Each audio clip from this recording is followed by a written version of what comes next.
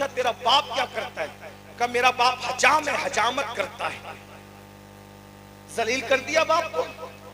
फिर पढ़े लिखे बेटे के लिए भी मंसूबा बना, इससे भी किसी महफिल में पूछेंगे कि तेरा बाप करता क्या है। अब तवज्जो करना, इल्म की बरकत। जब हजाम के उस पढ़े लिखे बेटे से पूछा गया कि तेरा बाप क्या करता है, तवज्जो, पढ़े लिखों का अंदाज, तेरा बाप क्या करता है, तो उस पढ़े लिखे बेटे ने जवाब दिया, जो सबके सरों पे हाथ रखते हैं उनके सर पर मेरा बाप हाथ रखता है। आप शायद नहीं समझ पाए होंगे, लेकिन मैं समझाता हूं। ये भी तो पढ़े लिखे न होने की अलामत है। उसने कहा मेरा बाप जो सबके सर पे हाथ रखते हैं उनके सरों पे हाथ रखता है। क्या मतलब? सलीम मियां जो आ रहा है सबके सर पे हाथ रख रहे हैं, अमीनुल कादरी जो आ रहा है सबके सर पे हाथ रख रहा है, मुफ्ती साजिद जो आ रहा है सबके सर पे हाथ रख रहे हैं, अल्लामा फहीम जो आ रहा है सबके सर पे हाथ रख रहे हैं, नकीब महफिल जो आ रहा है सबके सर पे, जो सबके सर पे हाथ रखता है। हिम्मत है तुम में से किसी की सलीम मियां के सर पे हाथ रख दो? है? नहीं है। लेकिन यही सलीम मियां जब बाल बड़े हो जाएं, हजाम की कुर्सी पे बैठे, निकाला पगड़ी और हाथ रख के करने लगा ऐसे ऐसे, पता चला जो सबके सर पे हाथ रखता है हजाम उसके भी सर पे हाथ रखता है।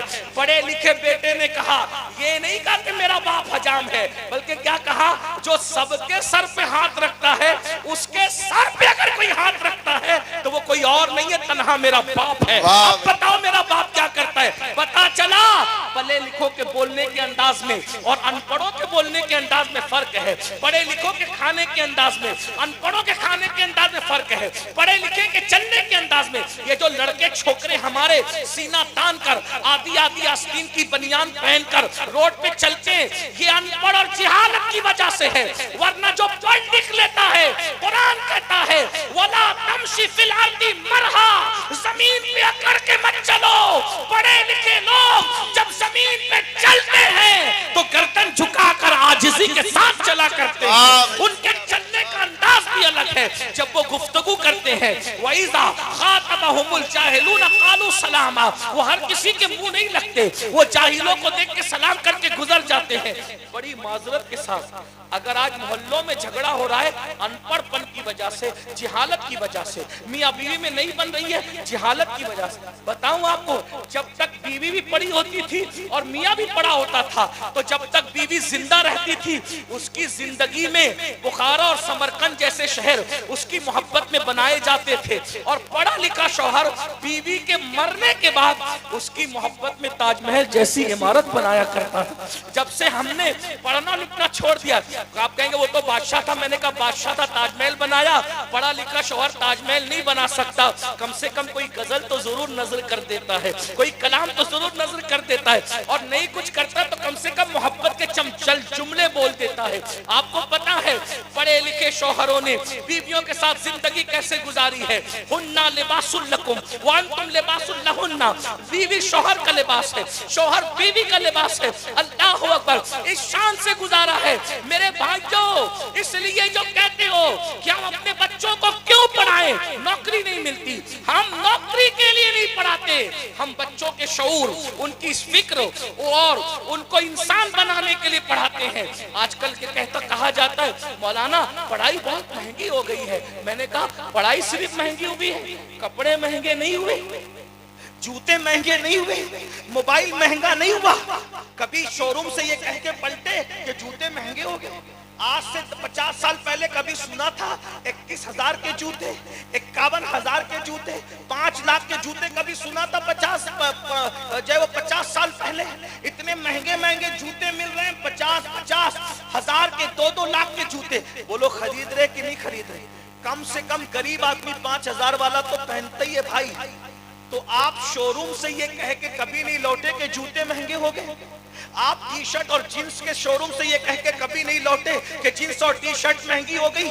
आप आईफोन के शोरूम से ये कह के नहीं लौटे कि आईफोन महंगा हो गया। मेरे भाई फोन भी तो महंगा हुआ, कपड़े भी तो महंगे हुए, जूते भी तो महंगे हुए, कैमरे भी तो महंगे हुए, शादी हॉल भी तो महंगे हुए, शादियां भी तो महंगी हुई, हत्ता के चाय भी महंगी हो गई, घी भी महंगा हो गया, दूध भी महंगा हो गया। तो महंगाई के दौर में दूध महंगा होने की बुनियाद पर क्या तुमने बगैर दूध की चाय पीना शुरू की? क्या शक्कर महंगी होने की बुनियाद पर तुमने बगैर शक्कर की चाय पीना शुरू की? क्या जूते महंगे होने की बुनियाद पर तुमने नंगे पैर गलियों में चलना शुरू किया? हर महंगी चीज को जब उसका मुकाबला करते हो तो तालीम भी महंगी हो गई है। तो बहाना मत बनाओ, कितनी मेहनत करना पड़े अपने बच्चों को पढ़ाओ और बहुत पढ़ाओ। मैं अपनी बहनों से कहता हूं, अगर बहनों को चरखा काटना पड़े तो चरखा काटे, अगर किसी के घर में बर्तन झाड़ू के लिए जाना पड़े तो जाए। भाइयों को कहता हूं, अगर 8 घंटे की बजाय 16 घंटा मेहनत करना पड़े तो करो। और महाराणा मुतारा के हमारे सरकारों ने, मुर्शिदों ने पैगाम दिया, अगर आधी रोटी खाना पड़े तो आधी रोटी को खाओ, मगर अपने बच्चों को जरूर पढ़ाओ। क्या है, 10 साल सिर्फ मेहनत कर लो, 10 साल। हिंदुस्तान के मुसलमानों, मैं अपने दिल के दर्द के तौर पे तुम्हें कह रहा हूं, 10 साल, 1/2 पूरा मुल्क मिलकर, हिंदुस्तान में हम 30 करोड़ है, 30 करोड़। अल्हम्दुलिल्लाह, आप हजरात को चाहिए कि लोग कुछ कहें जवाब मत दो, लोग कुछ कहें जवाब मत दो, छेड़े जवाब मत दो, गाली दे जवाब मत दो, नफरत के बदले में नफरत की बोली मत बोलो। 10 साल तक के एजुकेशन पर मेहनत करो, दीनदारी पे मेहनत करो, आधी रोटी खाना पड़े तो आधी रोटी खाओ, अपने बच्चों को पढ़ाओ और मुल्क की जरूरत बनो। जो आज तुमसे तुम्हारी वफा की सनद मांग रहे हैं, हाथ जोड़कर पीछे न फिरे तो मैं गुलामी लिखने के लिए तैयार हूं। क्यों? क्योंकि हम जानते हैं, तवज्जो, बहुत खूबसूरत बात कहने लगा हूं, आखिरी में टाइम खत्म हो गया। मैंने 1 घंटा गुफ्तगू करनी थी, 1 घंटे में 8 मिनट बचे हैं, मैं उतनी गुफ्तगू पूरी करता हूं। तवज्जो करें, ध्यान दीजिए, तवज्जो करें। आज मुल्क हिंदुस्तानी की बात नहीं करता, पूरी दुनिया में, पूरी दुनिया की बात। अक्सर जगह तुम्हें मारा पीटा जाता है, अक्सर मुल्कों के वीजे तुम्हें नहीं मिलते, तुम्हारे नाम अब्दुल्ला और अब्दुल रहमान देके। क्यों? कोई पूछना नहीं चाहता, क्यों? वो जानते हैं दुनिया में 2 किस्मों के लोग होते हैं, एक बोझ उठाने वाले होते हैं और एक बोझ बन जाने वाले होते हैं। बस इस पे बात पूरी कर रहा हूं, बहुत ध्यान से सुनना।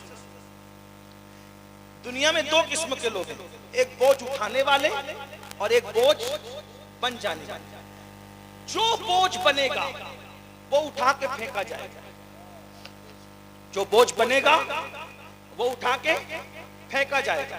आसान मिसाल, पूरी दुनिया में हमारी माँ से ज्यादा कोई हमसे मोहब्बत करता है?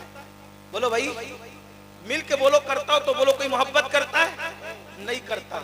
हमने अपने बुजुर्गों से बचपन में सुना है, माँ के दिल में अल्लाह ने बच्चों के लिए वो मोहब्बत डाली है कि माँ मर जाती है, उसकी रूह निकल जाती है, मगर उसके दिल से बच्चों की मोहब्बत नहीं निकलती।